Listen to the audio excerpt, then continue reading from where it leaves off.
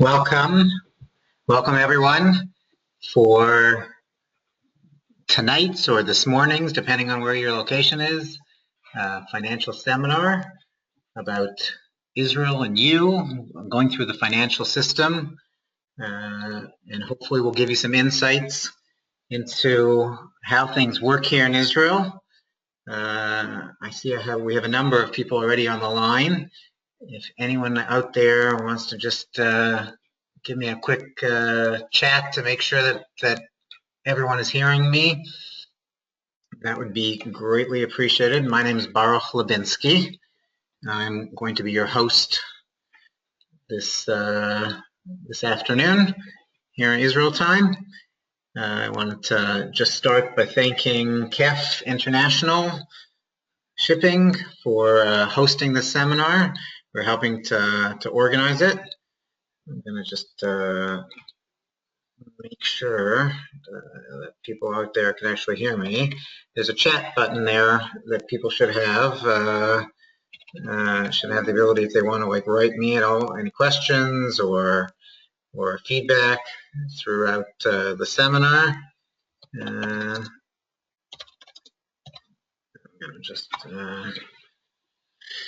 just making sure before I continue speaking like this for the next hour that everyone can hear me and that I haven't done anything wrong with the technology here.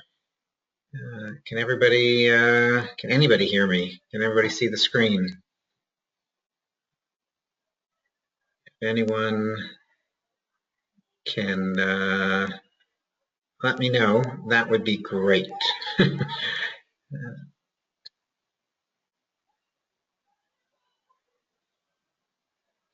Okay, I'm gonna continue, and I hope that people will find the chat button and confirm that you can actually hear me.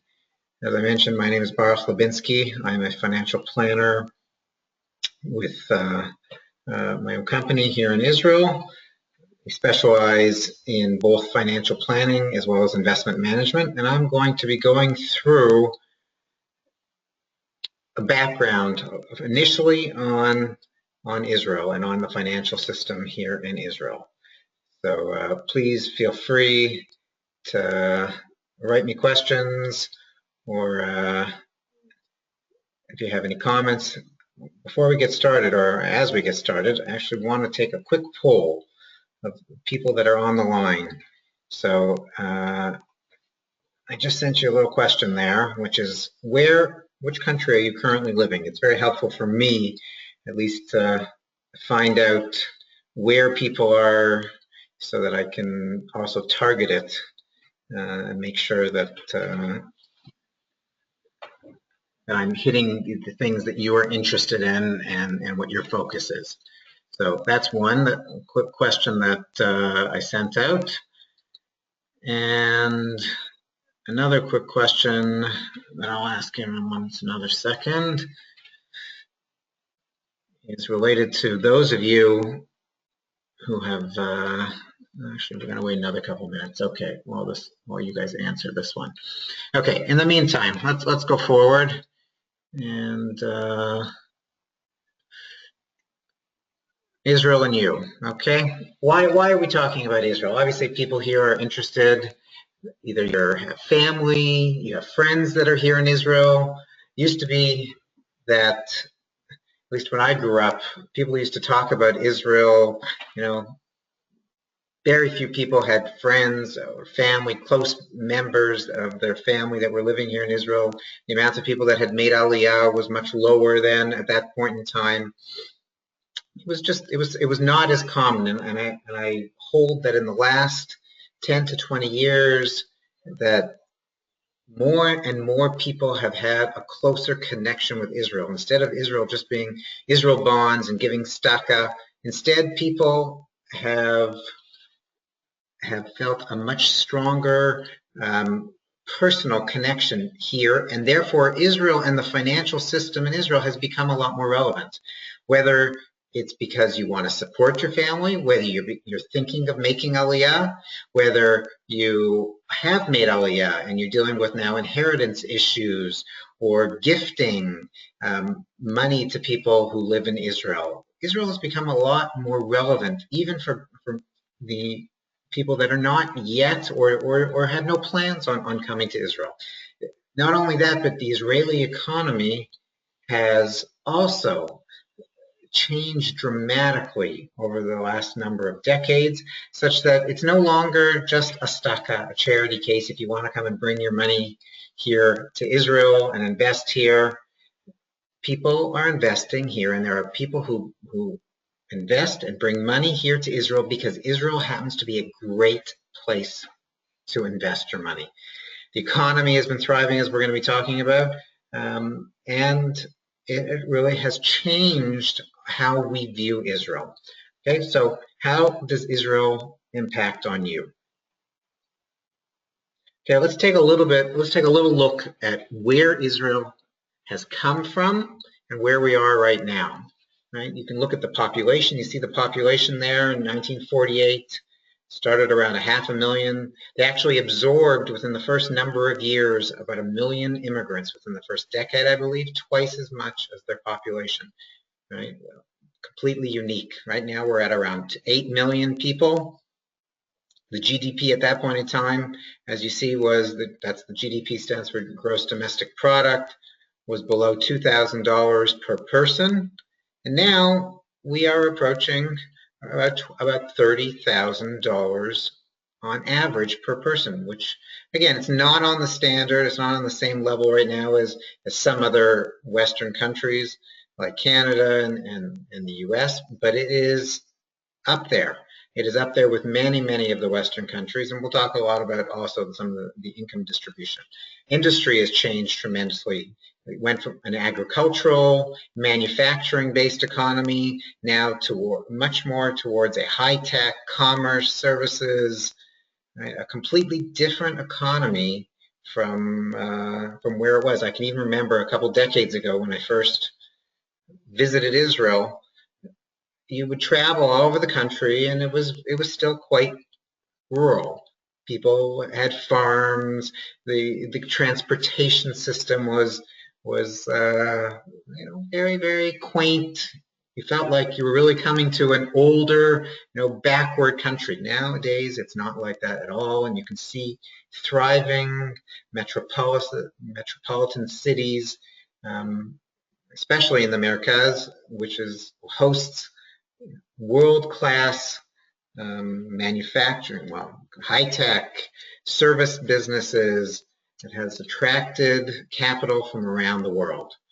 Right? The currency originally started off as the lira, and then went to the shekel, now to the new Israeli shekel, and the Israeli currency has actually been one of the most stable currencies in the world now for the last 2 decades. And if you go back historically, Israel has seen 3 to 5% growth. Initially, it was at the higher end of that. Even in the last number of years, we've seen again the 3.3% was in 2012. It was approximately 2.5% in 2015. Again, not the level that it was for many years in the 90s, where we saw growth in the 4 and the 5% range, but still very respectable when we look at ourselves compared to the rest of the Western world. Right? Inflation over the years, right? We saw, everybody knows about the hyperinflation that happened in the 80s. Now Israel has gone down, has an official target of between 1 to 3%. Actually, in the last 2 years, like many other Western countries, that we haven't even hit that. It basically has been 0 and negative, if at all. Sometimes economists view deflation as being a very dangerous phenomenon, and they will look at a negative inflation rate as being very dangerous. In Israel, I actually hold that the negative inflation, very, very minor, very, very slightly negative inflation that has occurred in the last couple of years is quite positive, because it hasn't been because of a lack of demand or a lack of population growth that has impacted on the demand for services, and that has led to prices going down. It's actually been because there's been a lot of reforms going on, whether it's in the gas industry, price of gas has come down also internationally, but there's been many other industries. Telecommunications is a very famous one. The price of cell phones in this country has gone way, way, way down. But it's not just cell phones, and it's not just gas. Many, many, many different services have become cheaper, and the government has made an effort, is making an effort to try and reduce the tax rates, whether it's corporate tax rates, whether it's the VAT, whether it's excise taxes, to try and reduce the standard of living in the country. And that has actually has had a positive impact in that inflation has been going down. Let's see. Okay. We also, just a quick thing in terms of employment rates, right? Unemployment in this country has been going down consistently. If you look since it hit, it's high there in the early 90s. It's down. So right now we're in the range of 4%. Pretty much considered to be full employment. Now, that doesn't mean that everyone obviously has their perfect job and is earning exactly what they would like to, but in terms of full employment, in terms of like people being able to find jobs, it's a thriving economy, especially if you're in those industries of great demand. High tech especially has grown very, very strongly, but it's not just high tech. It's many, many service businesses, entrepreneurs that are opening up, whether it's manufacturing, whether it's import, export. There's been a tremendous demand for workers, and I don't know anyone who comes to this country with a reasonable skill set and is not able to find a job within a certain period of time. Yes, you might have to work for a number of years and build up your salary level. Yes, there's no question, we'll talk more about that, but there are jobs available here. People should know that there are jobs available in all fields. One just has to be flexible. And we'll talk a little bit more as it goes along. Okay, let's talk a little bit about the Israeli economy. Okay, what are some of the great things? We mentioned some of them: the technology industry, venture capital has been booming, putting money into high-tech ventures, startup, right? Israel is known as the startup nation. Not by chance. There are more startups per capita here in Israel than any other country in the world, including the U.S. I think it compares to very, favorably even to Silicon Valley. But it has been a model that has been attempted to be copied by many countries around the world, but Israel has a very unique entrepreneurial environment, and there are tremendous opportunities in high tech. There's a question here about, is this employment rate including Olim? Yes, it does. The employment rate includes Olim that I mentioned in terms of that 4% unemployment rate, and Nefesh B'Nefesh has statistics about how long the average Oled takes in order to find a job. I know I've seen things that they've quoted over the years where in the high 90s, right, 93 or 94, 95%, I don't remember the exact amount of Olim that are able to find a job here within the first year. So yes, it definitely includes that. Israel has a very unique multinational culture and industry. There are Olim and people living here in Israel from all over the world. We have unique language sets, culture sets, and that actually has helped us to be able to go out there and establish business ties around the world.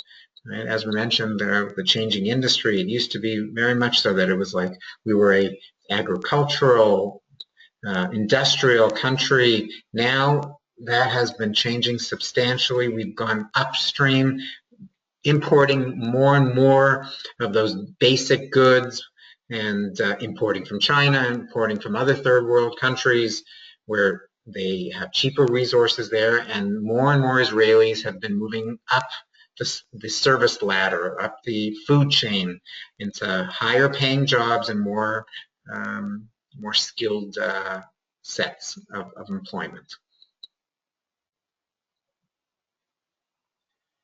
Okay, what about the other side of the coin? What about some of the things that the Israeli economy maybe could improve slightly, let's call it, right? There's a culture here, it's a different business culture. Right? Some people might want to call it chutzpah. Some people might want to call it just the Israeli aggressive environment here, but the business culture is very different than many other countries, and it's something that you have to get used to. It's something that you have to get used to as a consumer. It's also something that you have to get used to as an entrepreneur, as somebody who is competing with other Israelis, because Israelis are aggressive business people.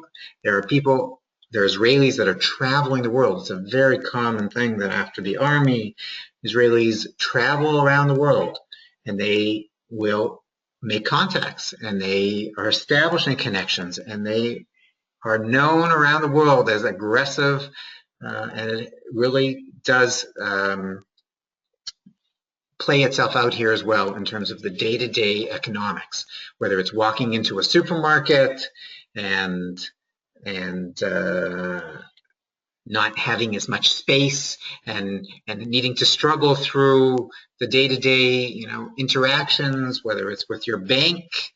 Right? I know the banking sector is a very challenging sector for a lot of Olim. We can talk a little bit about that. It's a different culture. It's not that it's worse. It's not that it's better. It's a different culture. And you have to understand that when you're coming here, that you have to try to adjust to the new culture, the new financial culture. And there are ways of doing that. One of the things that I recommend is finding other people who have gone through the issues that you are struggling with and to learn from them. Could be that it is related. Let's take an example, right? In the banking sector, one of the things that I recommend very highly is that Olim look for a local representative at their bank who speaks English, somebody who they can talk to. Right? It matters less which bank you work with and more with the people that are in that bank, that whether you can communicate with them, whether you have somebody out there that I call sometimes a guardian angel, somebody who can help you through the system, because that's what we really need, especially when we're struggling with the language and we're struggling with the culture. You need somebody who can help you through that and help you learn how it works. Right? The bureaucracy here in this country has improved tremendously over the decades. Right? It is still quite significant in many circumstances. Right? I'll tell you just like an anecdote that until very, very recently, like in the last couple weeks, right, you could not communicate with any of the government offices in this country by email. Everything had to be done by fax. Why? Because that's how things always were. You had to send in a fax. Doesn't matter that we're living in the 21st century where everybody is using email. No, they were not accepting fax, and the government just passed a law that will force government offices to start communicating and accepting correspondence using email.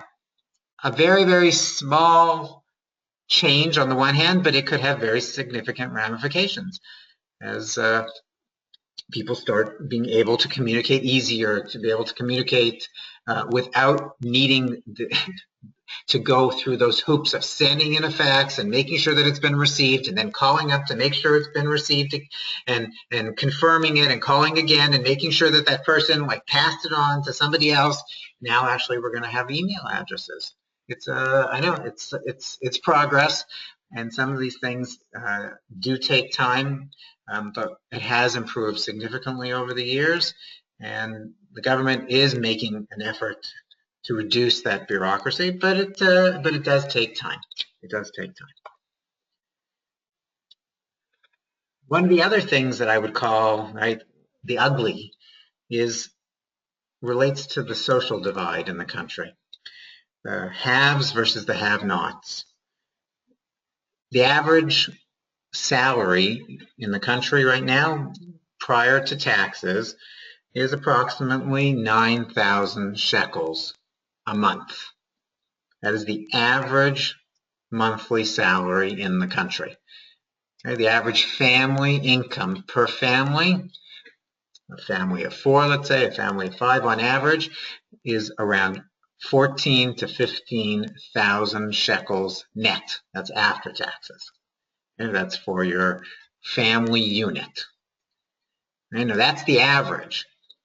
But the distribution of wealth in the country is very, very skewed. There are a lot of people who have a lot of money. There are a lot of people who are working in jobs with very high salaries, or as they call them, right? What's the word? Forget the word.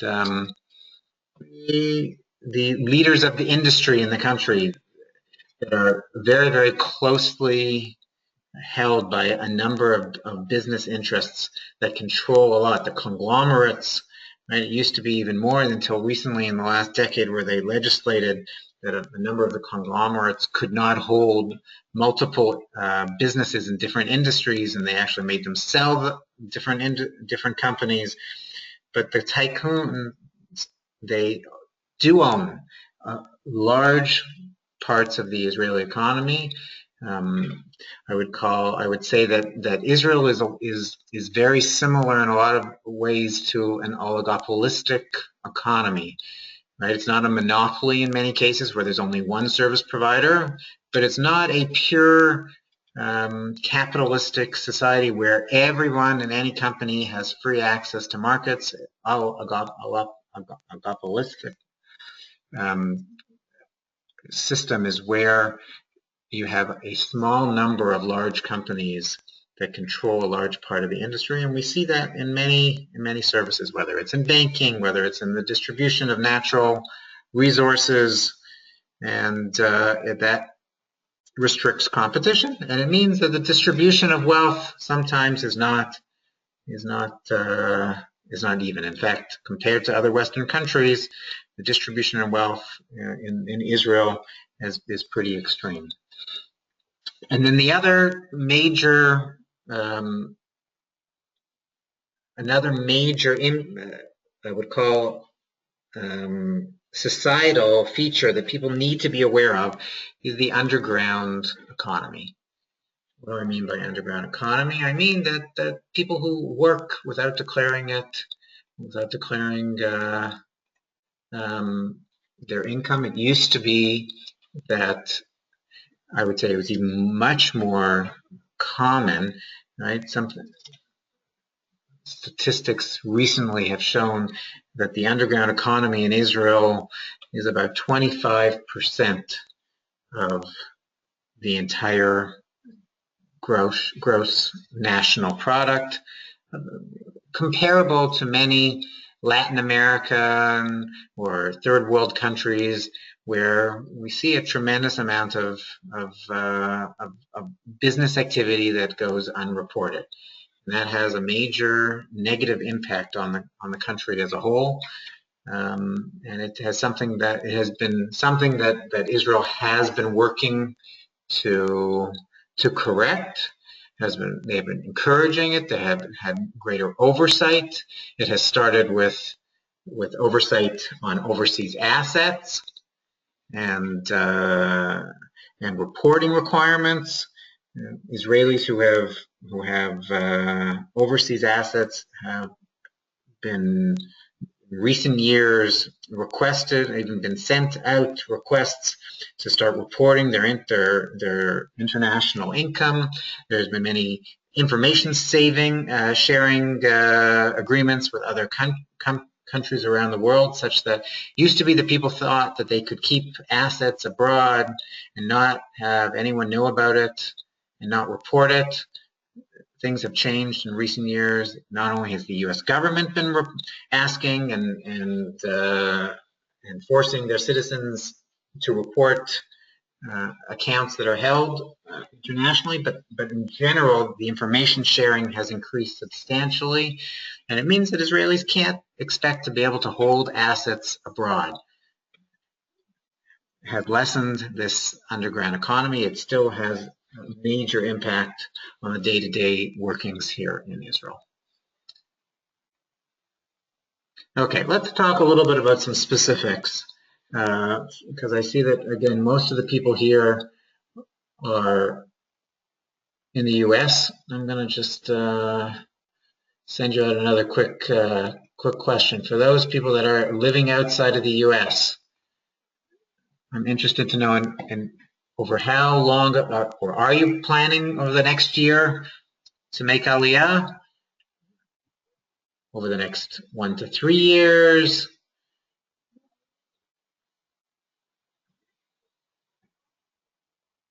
Okay, high majority of people that are here at least are planning on making Aliyah over the next year. So let's talk a little bit about the plans for making Aliyah and what are some of the critical things that you need to be aware of. Right, year one in terms of your Aliyah plan is really a critical year. It's the year when you come, it's the year when you not only choose school systems for your children and communities where you want to live, which obviously has a major impact on the success of your Aliyah, but it also impacts tremendously on your finances. You have to make decisions about your home. Do you buy a new home over that first year? Do you rent? Most people will rent over that first year. It's advantageous not only because you won't necessarily know the community that you want to live in, but it also gives you an idea if you don't buy initially and you try to integrate a little bit more into the financial system here, it gives you an idea of how much you can really afford. Sometimes people will make Aliyah, and if they have an idea of what they can afford from the old country, they might then project that that's what they can afford here also, the size of the house they can afford, the mortgage they can afford, and that's not necessarily true. You might have people that you could afford a certain size of a mortgage or size of a house for that matter in Chutz La'aretz, in the US or in Canada, but you can't afford that here. And by taking time in order to really see the type of job that you can get and the salary you can expect and what's your long-term prospects for being able to pay back your mortgage. So really that first year will give you very, very critical feedback that will help you decide how large a place you can afford, how large a mortgage you can take out. Right? We need to plan our resources for that first year. The cash flow is very critical. There are things like sending a lift. There might be time that you're studying the language. Not everyone comes with the ability to immediately go into a job here, and that will run down your cash flow. So it's really critical that you put together a plan over that first year so that you know what you're expected to be spending over that period of time and how much savings you really need to budget for that period of time as well. Right? Everyone who makes Aliyah is entitled to a certain sum of money from the immigration department, the Ministry of Immigration, but that amount of money, that's called a sal klita, is generally not enough to be able to live off of. You have to prepare yourselves financially by saving up enough money to be able to come here, and you need to plan that first year of how much it's going to cost you to go through that transition, to bring some of your things here, maybe to furnish a place here, to set your kids up at school, to take extra time to be able to hire tutors for them. You need to have an idea of how long that's going to take and how long it's going to take you to find a job. Somebody might come with a job. Their plan will be completely different than somebody who comes and he needs to retrain or needs to acquire the language before they can find a job. So you need to put together a unique plan for you, for your family. to be able to make the transition go smoother. Okay, so that's year one. What about years 1 to 3? So years 1 to 3 are generally characterized by stability, working towards monthly stability. Monthly stability is characterized by having an income, by creating your budget in such a way that you're able to live off of what you're earning. And that's really the goal within that period of time. Within the first year, many people will not achieve that type of stability, and it's reasonable that they won't achieve that stability, whether it's because their income level might be lower than what they were earning abroad, whether it's because they have so many additional expenses related to aliyah, related to integrating into society and setting yourself up here. It could be related to having to travel back as well. That's understandable. You have to have a budget for that. You have to know how much your deficit is going to be over that period of time, okay? Which is why you do need to put together a budget, a yearly budget, as I mentioned. But once you get into years 1 to 3, you need to start working towards monthly stability.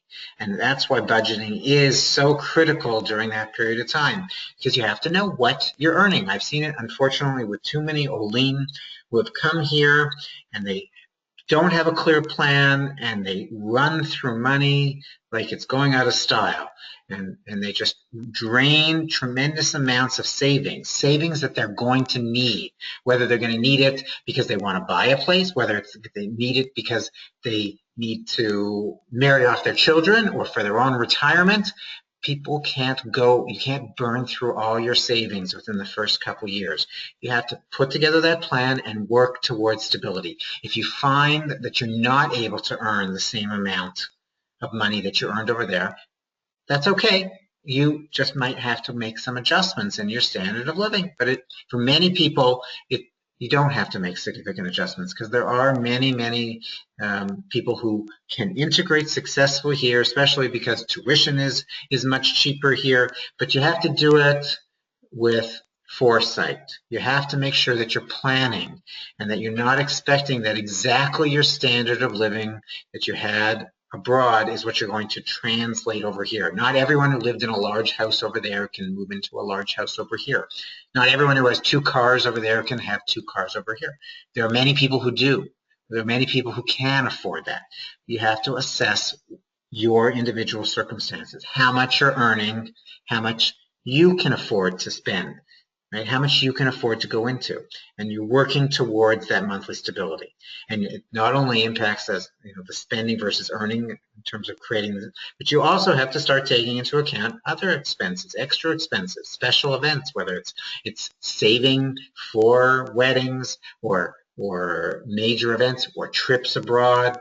It could be it's those extraordinary expenses that you need to build into your budget, like your washing machine breaking down, or that unexpected trip that you might need to take abroad. Okay? That's the second thing that we work towards achieving within those years. Not only the monthly just balancing income versus expenses, but also trying to include those special those extra expenses, those so that it can create not only a short-term stable plan, but also a longer-term stable plan. And that's really the key. It's not just to have the monthly getting by. There's too many people, unfortunately, who just are getting by, and they're just trying to make it through the end of the month, and they don't realize that there are so many other things that we need to save for as well, and that we need to prepare for, whether it is our retirement or whether it is these large expenses that we can expect: buying a new car, paying for education, affording retirement. These are all things that we know about, right? The average time in retirement has grown over the last 100 years, from when retirement used to be like an afterthought where people would live 5 or 10 years on average after retirement, to now situations where people are living decades in retirement, and we need to prepare for that. Okay? Israel has a unique forced retirement planning system, right? It's different than in many other countries. right? Israel has obviously its unique elements to it. The most recent change in the law was about 6, 7, actually probably it's 8 years ago, where all employers in this country are now required to put aside money towards retirement savings plans for their employees. And we'll talk a little bit more about that also. But these are all things that will help you. And the Israeli government mandated it because they wanted to force workers to start thinking ahead and planning for the future. Many times that money that you're putting aside on a monthly basis is not sufficient to sustain us on the standard of living that we are accustomed to. And that's why we need to make sure that we're putting other monies aside. Okay, I just want to actually look back here at some of these questions that I'm actually not getting. 1 second.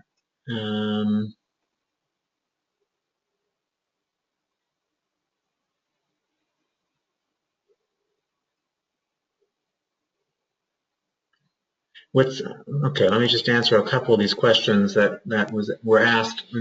What's the average cost of rent? So there isn't an average cost of rent that I know of because it really depends on what you're renting. Are you renting a 3-bedroom apartment? Are you renting a house? Right? If I was going to take, let's say, the Merkaz in the Tel Aviv area, I would say the average 3-bedroom apartment condo might be rented out for 6,000, maybe 5,000 to 7,000 shekels a month. In Jerusalem, rents are also quite high. Once you start moving out of the major centers, you get to communities where you can find similar apartments for 3,000 or 4,000 shekels a month. Somebody said that they weren't able to see the slides. I hope that everybody can see them now. They are up. How does having a Roth IRA in the U.S. affect us in Israel? Okay, we'll talk a little bit about that when we get to the retirement planning. And what's a down payment that's needed on the house? Okay, so in Israel, the minimum down payment on a house is 25% of the principal of the value of the house. That is the minimum. And under most circumstances, the banks will not give more than 70%. Okay? And if you're buying it as an investment property, they won't give you a mortgage for more than 50%. And we'll also talk a little bit more about that. What else? There's some questions. How can you rent an apartment in Israel while living in Israel? So there are many. How do you one question here was, how do you rent an apartment in Israel while living in the U.S.? So there are many real estate agents who you can be in contact with, and they can find you places here. It has become increasingly easy to do this because everybody puts it up online. You can see videos. You can get people to check it out. Once you've already gone to a more advanced stage in terms of looking, when you have Google Maps that you can actually see exactly where the apartment is, the Google Street View, you can get a lot more information than you ever could. It's much easier now than ever to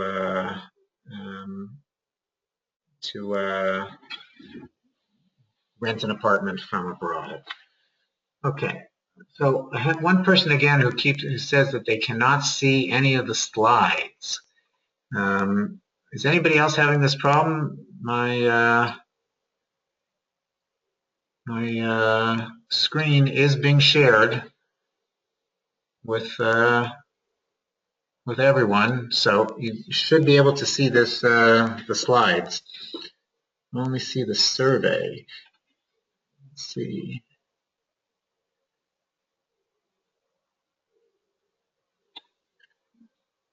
Interesting.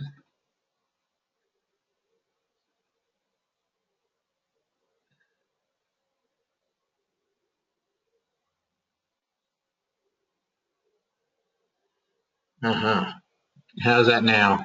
Can you see it? Did I have to close the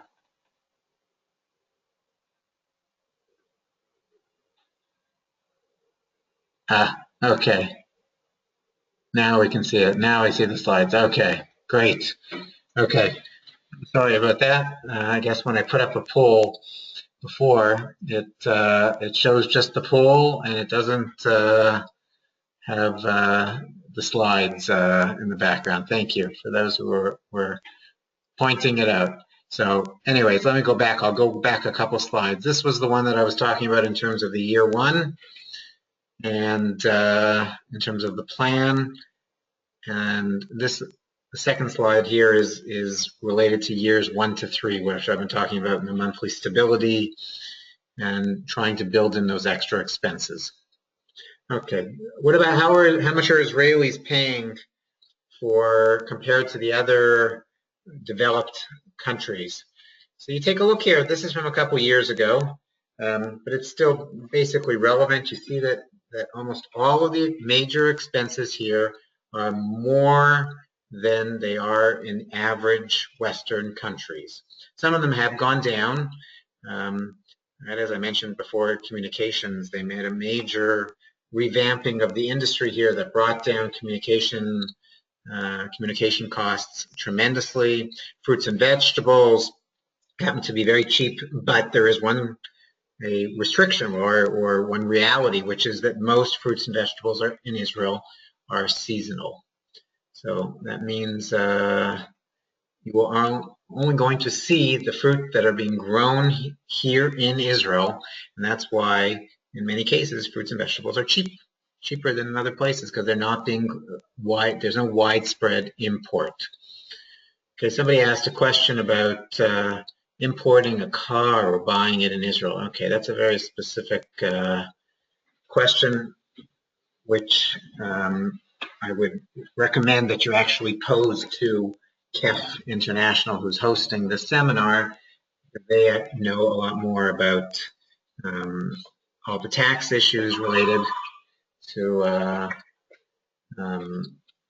importing vehicles and whether it's advantageous to do that or not.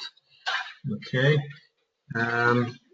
So you take a look here at all the different costs besides tuition and you see that most of the everyday expenses that we have are significantly higher than other countries.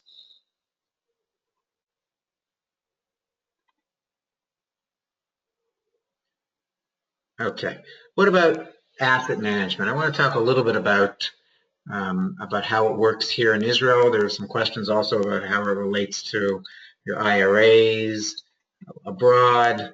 So Israel has really grown tremendously. Not only is its stock market has grown, there are many companies that are traded both on the Tel Aviv stock market as well as on foreign stock markets, whether it's NASDAQ in the US or whether it's the AIM market in Tel Aviv. There's even Israeli companies that are traded on the German bourses as well.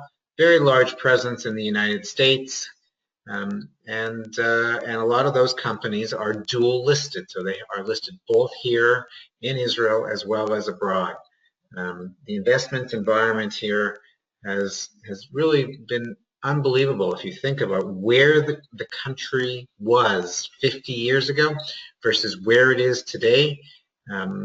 It's like a different world, and that is reflected in the investment climate as well, because the country is where it is today because of all the underlying companies that have been building it up. And so the Tel Aviv stock market has done incredibly well over the years.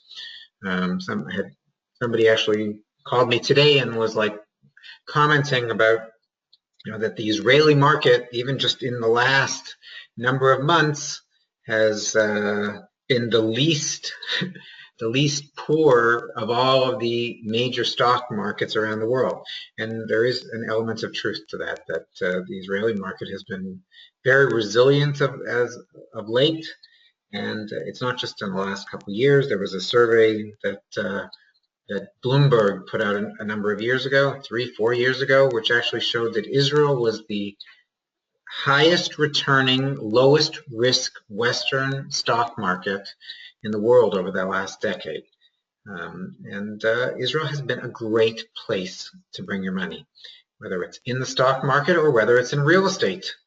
Right? Real estate has been a great place in general also. We'll talk a lot more about real estate and the housing market, and we can get to that in a minute, but people who have brought money here and have invested in the markets, whether it's the real estate market, whether it's in the stock market, or whether it's in high tech or biotech startups, right? There are thriving venture capital firms bringing money to Israel, investing locally, have done incredibly well.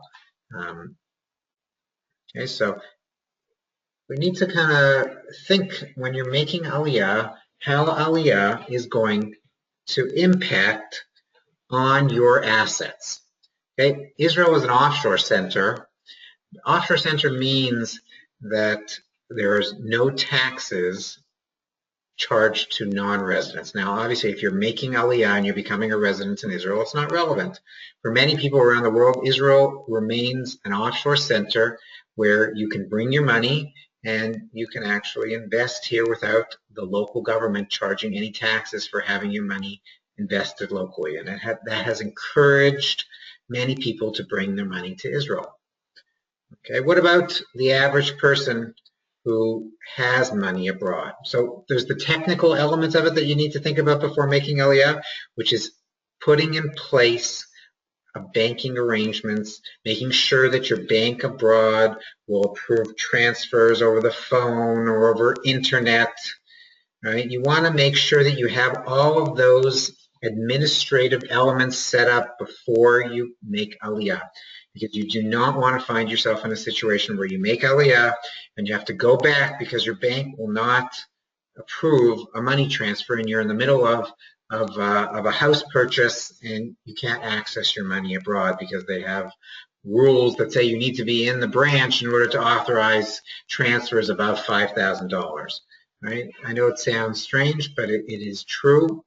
You have to arrange these things beforehand. Don't assume that just because you can pick up the phone in the United States and do something, that you can do the same thing from over here. Not only is it more technically and difficult with the timing elements, but sometimes they will not let you transact when you're outside of the country. So how do they know when you're outside the country? So again, they have technology out there that will detect where people are calling from, where their internet presence is, and it won't necessarily be so easy to be able to transact when you're outside of the country. So get all those things in place beforehand. Make sure that you have a contact at your bank. Make sure that in many situations, you might want to have somebody there who has signing authorization over your account so that you'll be able to easily make changes, or somebody can go in and make changes for you at the bank. Okay, that's it in your home country. What about when you're bringing your money here? So we've talked about why and how Israel has been such a great place to invest. I encourage people to really think seriously about bringing money here. And it's not just for investment purposes, meaning it's not just because Israel has been a great place to invest, because anybody who's invested knows that you don't know what's going to be in the future. Nobody can tell you that Israel is going to continue to be a great place to invest. I can give you a lot of reasons why I think Israel is going to continue to be a good place to invest your money, but nobody really knows. But even if you don't know where the next best, greatest place in the world is to invest, that doesn't mean that you still shouldn't bring your money here. You still should consider bringing money here for a number of reasons. Okay? First and foremost is currency risk. When you're living here in Israel, you're no longer spending your foreign currency. You're no longer spending dollars. You are spending the local currency, shekels. You're going to be living and breathing in shekels. You're going to have all your expenses. Most people will end up having their income also in shekels. And so by bringing your assets to Israel, what you're doing is you are decreasing your risk level because you are tying yourself to the local currency. Nobody knows what's going to happen with currencies in the long run. But decisions are made here in Israel on a day-to-day basis that impact on the local citizens, right? And the currency, meaning decisions that are made with interest rates, inflation, taxation, right? That all impact on people here, and they are made for the people, the local people's benefit. The Bank of Israel, for example, has for a number of years been trying to make sure that the Israeli shekel does not become too strong, because they do not want to create a situation where it'll be more difficult for exporters to export services and goods and services around the world with a very strong Israeli currency. So they've been selling shekels and trying to weaken the local currency. They can do that, and it impacts on the local population as a result. And if you have that local currency, if you own the shekels, you're now connected with everybody else locally. If you have all of your money in another currency, it might go to your advantage, but it might go to your tremendously disadvantage if the currency markets work the other way. The dollar currently right now is quite strong, almost 4. Let's say it's over 3.9. If you look over the last 5-6 years, that's pretty much the height of where the dollar strength has been over the last number of years. And therefore, people should, in my opinion, consider bringing money here to Israel, to convert it at a good rate, and then have your money tied to the local currency. Okay, it is very important. It will reduce your overall risk, because nobody knows where currencies are going to go in the long run. Right? If you look at major currencies that over the last 10, 20 years, there have been a number of them that have either appreciated or depreciated tremendously. And if you stick your currency, if you put your fate together with the people of the local country, which is what the majority of people around the world do, what's called like an investing bias in the local currency, there's a good reason for that. It's not just because everybody thinks that their country and their stock market is going to be the best performing of all the stock markets around the world. That's not the case. It's because there is a local bias that people want to invest in their local currencies, because they're tying themselves to what's happening in the local economy, and it makes sense, right? Even just giving yourself access to your money, right? Sometimes people think, well, I want to keep my money in my home country where I came from. I know the system there, and there isn't anything wrong with that. Nothing wrong with keeping money there also. But you have to realize that we might not always have access to our money in our home country. There have been many countries over the decades who have restricted access from foreigners to access local resources. Right? It's as recently as been as countries like Cyprus that have not let their citizens take out money from their banking system.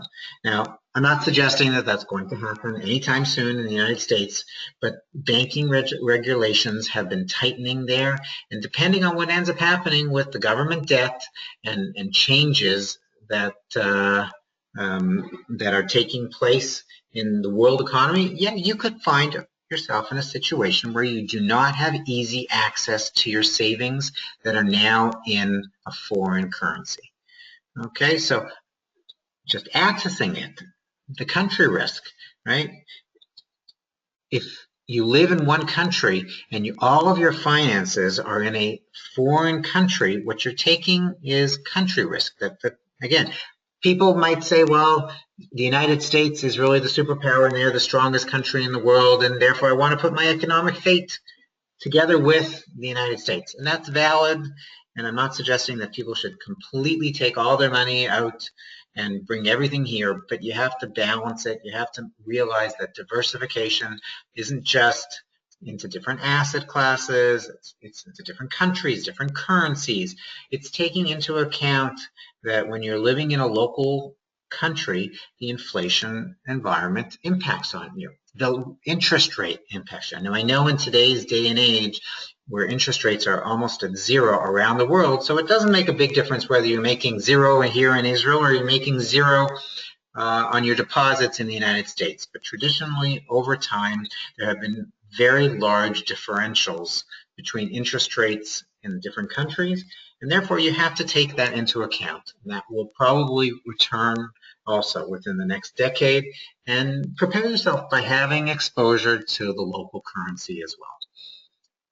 Okay, well, here's a quick slide related that shows the growth of the Tel Aviv stock market from the year 2000. This one goes until 2012, but it's the same basic thing. Even if you look over the last 3 years, the Israeli market has hit new highs.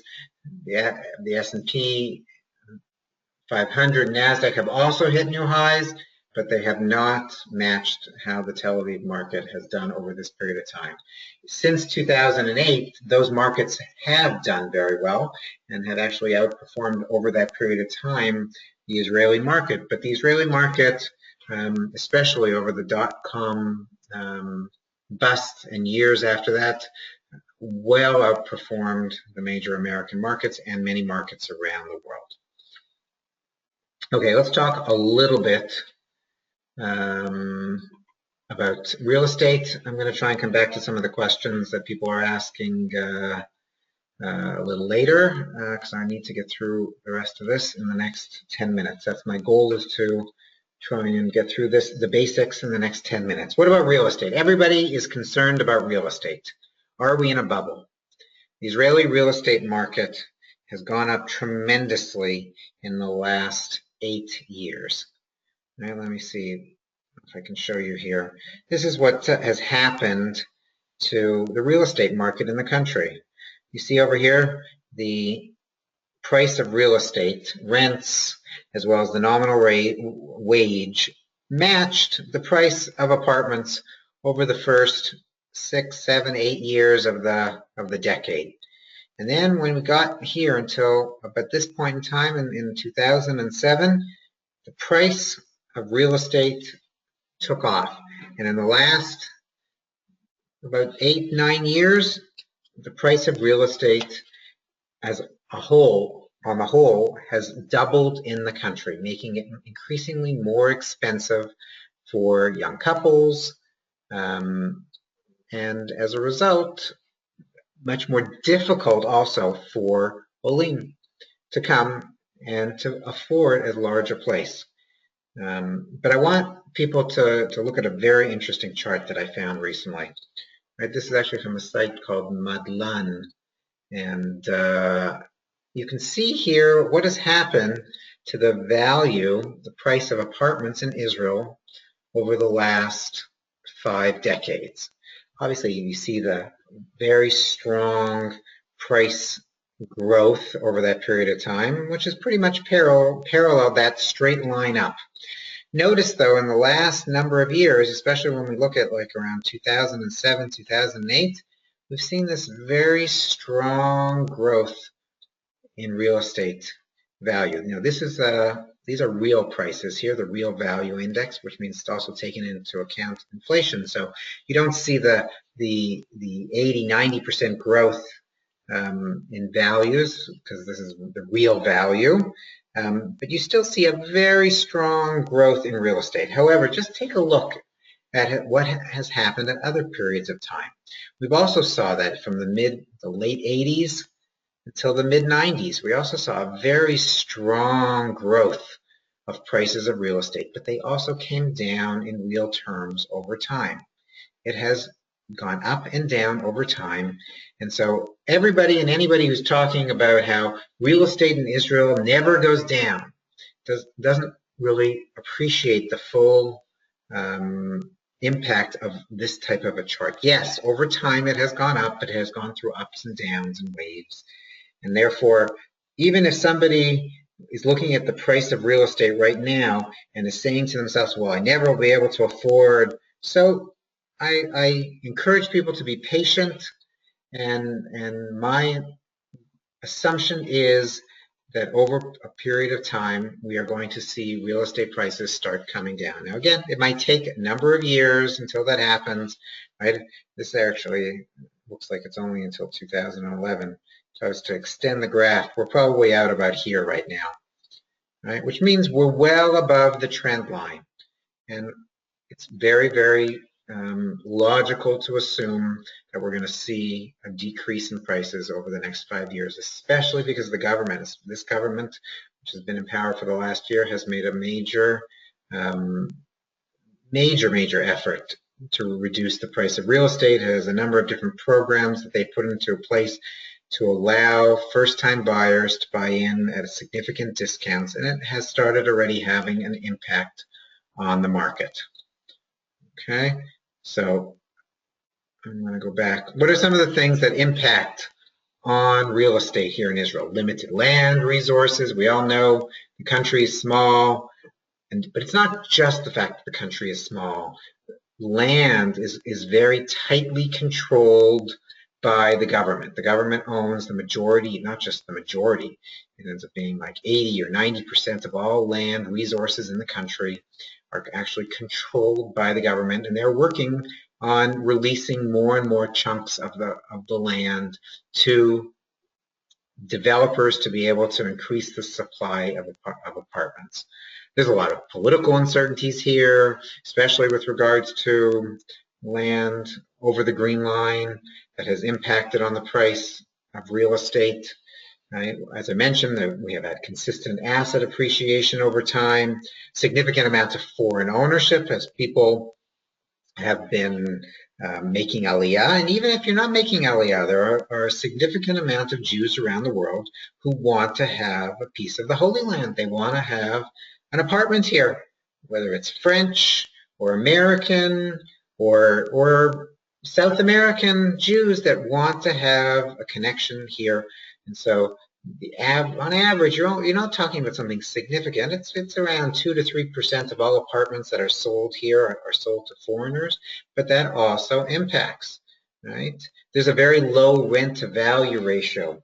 That means that prices are high. The amount of rent that we can get for the value of our apartments is generally low. It ends up being in the range between 2 to 4%.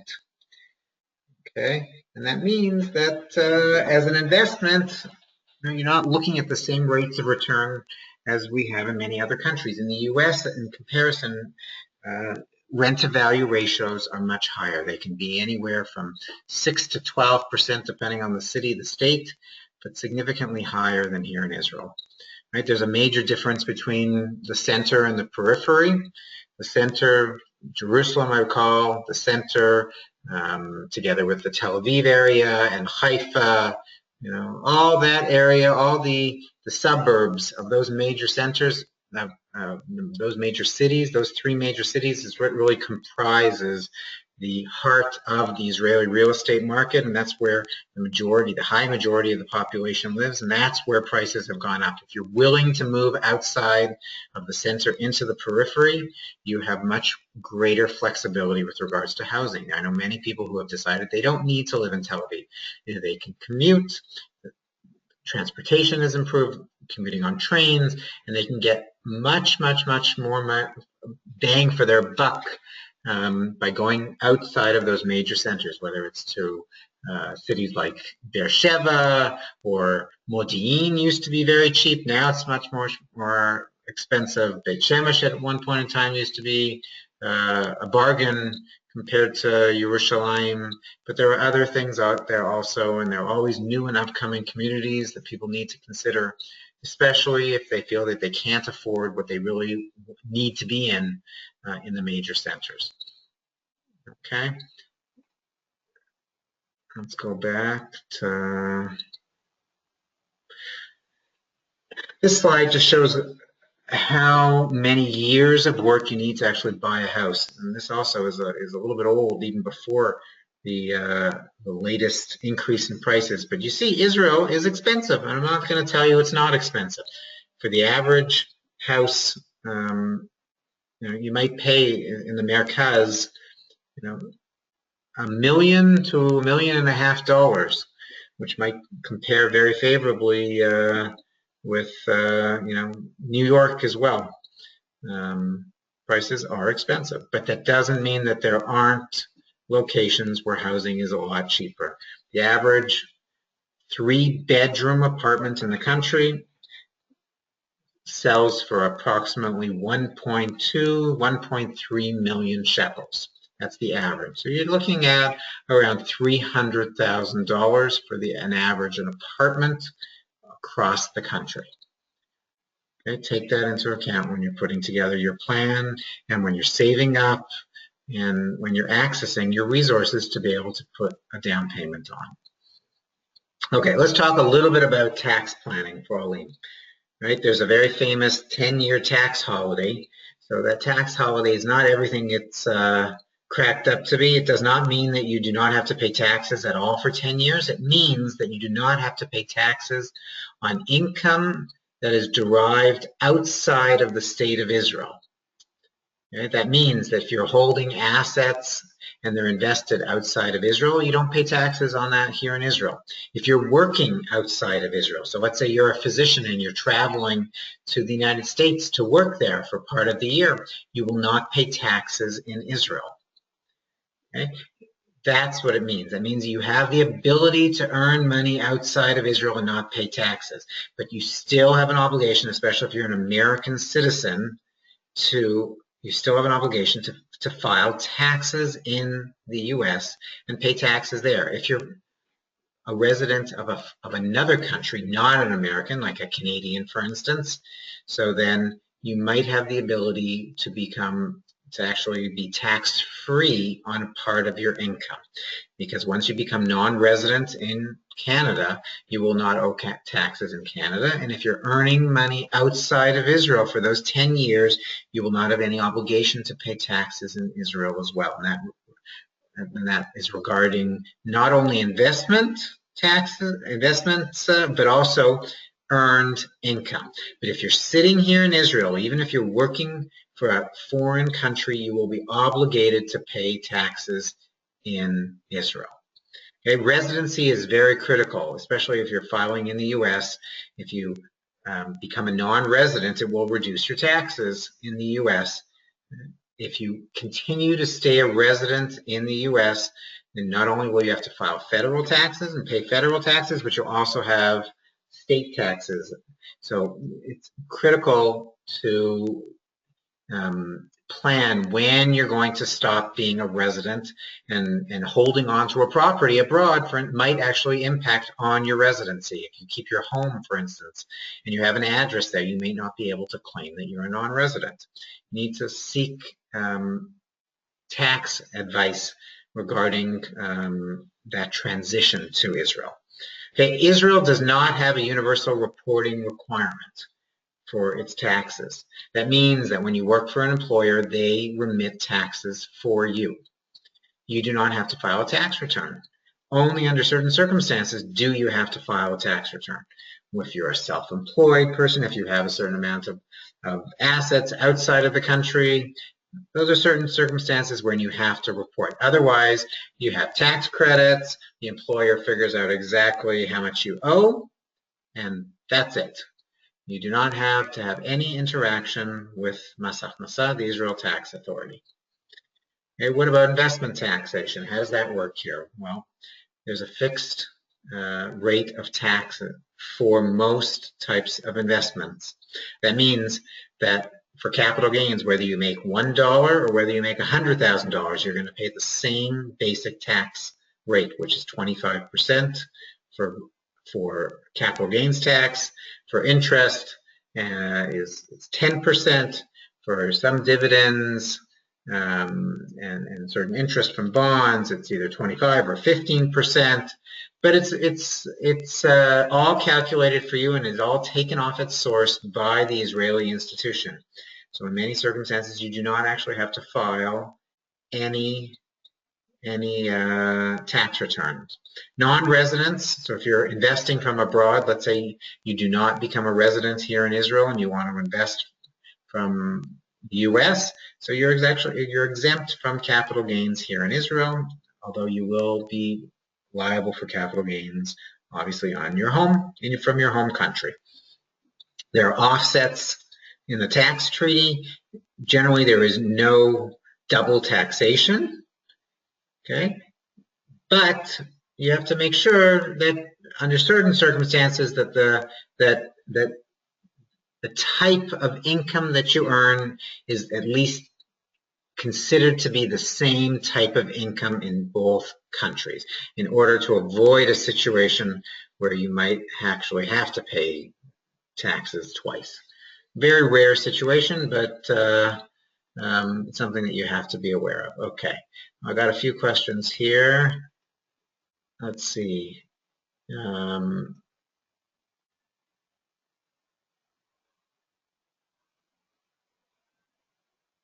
So one question here is, can I move my dollars into shekels without taking a conversion hit? So there are going to be fees involved, but there are different ways of bringing it over, from direct transfers to a bank account over here, or using the money changers. There are many regulated money changers who will accept dollars, convert them to shekels, and deposit into your account. And the fees are not astronomical. You're looking at, I would say, if I'm going to generalize, around 1% is what it will cost you to move your money over here and into shekels. In many circumstances, you can do it for less. But that shouldn't be the reason why you're not bringing over money, because nobody knows where the dollar, where the exchange rates are going to go. And therefore, you have to plan to bring over money and have it over here when it's a good time to invest. That 1% will look like nothing if the dollar all of a sudden goes down by 10% in value against the shekel. Okay, somebody asked about retirement. If you bring over a Roth IRA, okay, there's no such thing as bringing over a Roth IRA. You cannot access your retirement funds. You cannot transfer your retirement account to Israel. You can continue to access your retirement funds in the US, pay taxes in the US, and not have any tax liability on your IRA, and for that matter on your 401k, or in certain circumstances with a Roth IRA, you actually might be tax-free in Israel. You will not ever pay more taxes here in Israel for your retirement income. Israel basically has come out with that to encourage Aliyah, that they will not make you pay more on your retirement income. So if you're taking out money from your IRA and you're bringing that into your income in the US, you're going to pay taxes over there, but you will not have to pay any additional taxes over here. But you cannot just take it out and move it into another tax-advantaged account here in Israel. There's no such thing. You can't just transfer it like it from one state to the other or roll it over. It doesn't work that way, unfortunately. So you have to really plan how you're going to take out your money over time. So if somebody is limited, meaning that they have a large part of their savings in retirement savings plans, they might not be able to take out a large amount and convert it to shekels all at once. And they might have to do it more gradually over time to avoid a very large tax hit. But it's still something to be working on to plan when you're coming to Israel. Okay, some of these things we started talking about here, about the taxation in Israel not being higher. Whenever you're retirement planning, I recommend that you look very carefully at your retirement projected streams of income, whether it's coming from Social Security, whether it's coming from pensions, whether it's going to be coming from the Israeli Bituach Leumi, which you might qualify for if you come to Israel and work before 60. And you have to put together a budget of what your projected expenses are going to be. Medical expenses might be significantly cheaper here, but you might want to buy private insurance to make sure that you're covered with the private medical system here in Israel. Okay, insurance also is something that you're going to personalize to your circumstances. You might have had long-term disability insurance in the US. You have to make sure that that's relevant over here.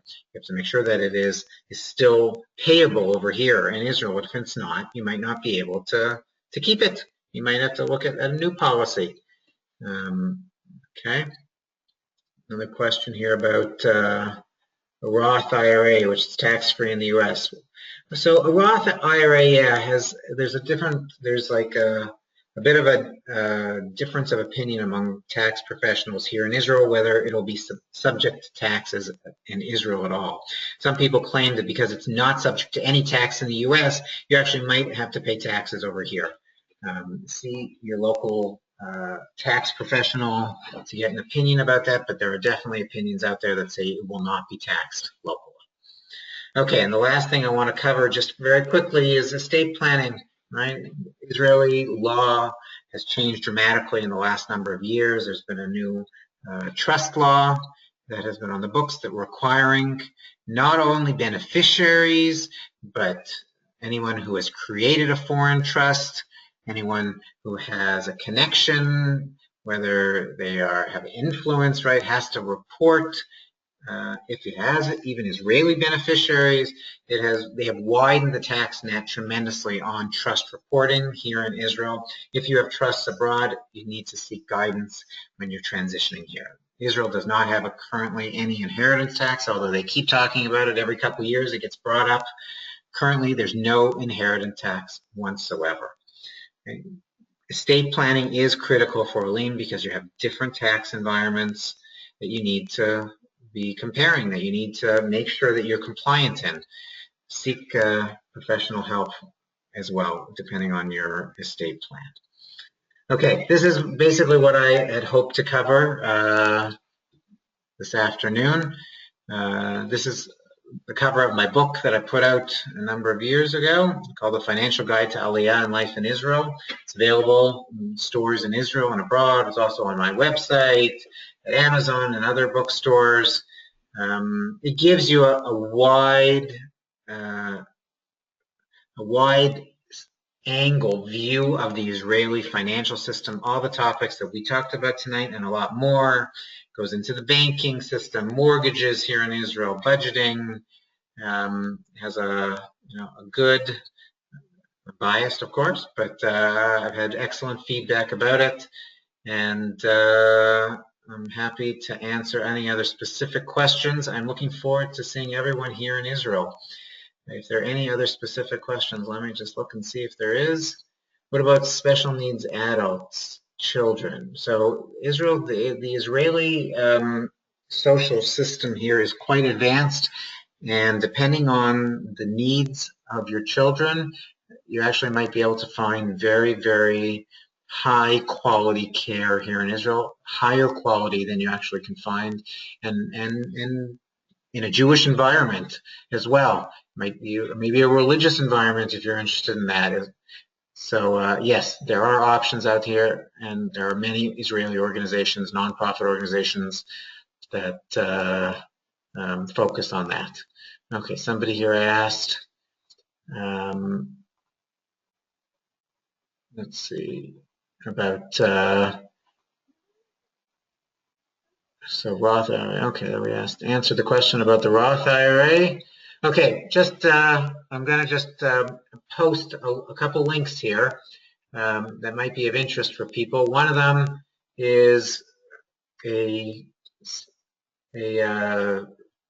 information page about some upcoming seminars that Kef International is going to be giving in the United States, all about shipping. Please take a look at there.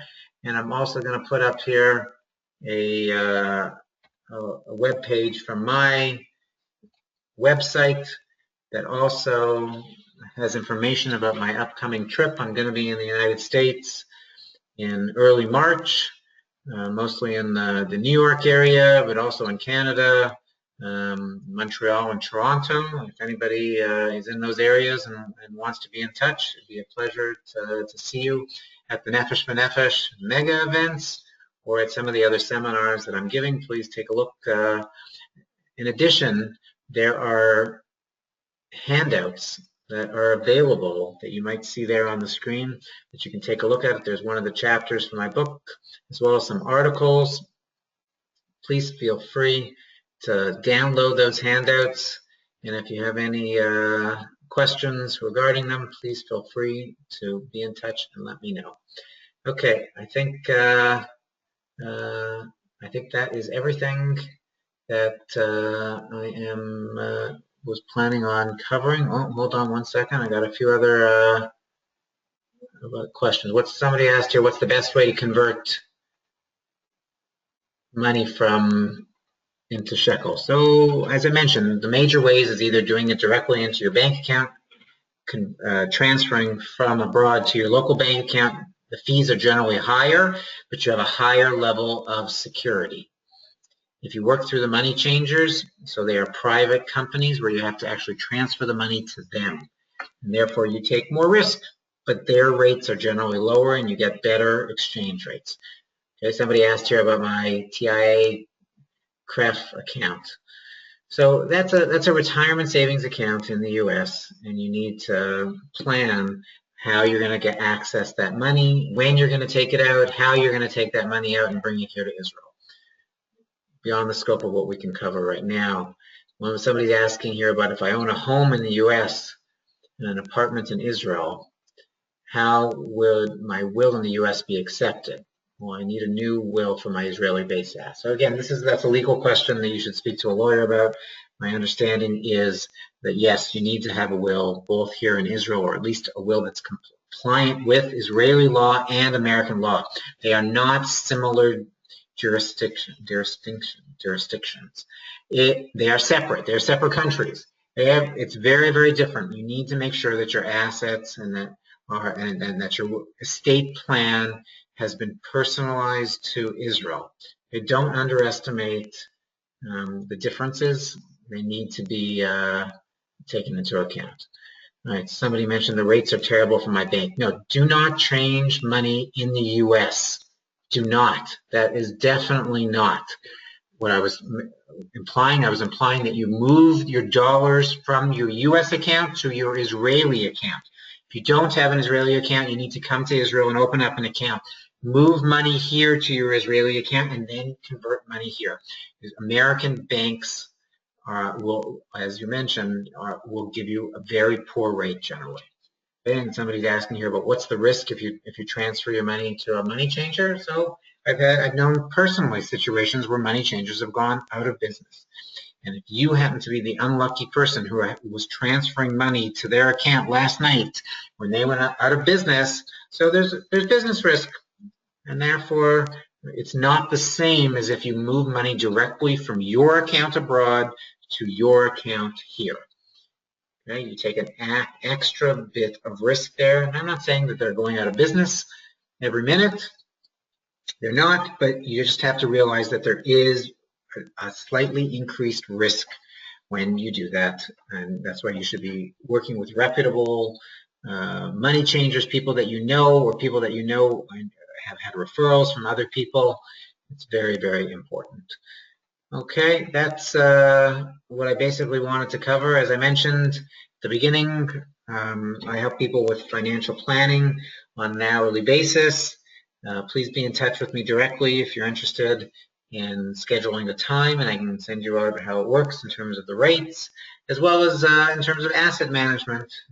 We invest people's assets not only here in Israel, but abroad, and we'd be happy to talk to anyone out there who is looking for any assistance. Please take a look at the handouts and let us know if we can help in any way. Okay, I think we are wrapping up, and I hope everyone has enjoyed. Please feel free to send me some of your feedback, and I look very much forward to seeing everyone here, well, maybe seeing everyone abroad next month, and after that here in Israel. Okay, be well, and have a wonderful day or evening.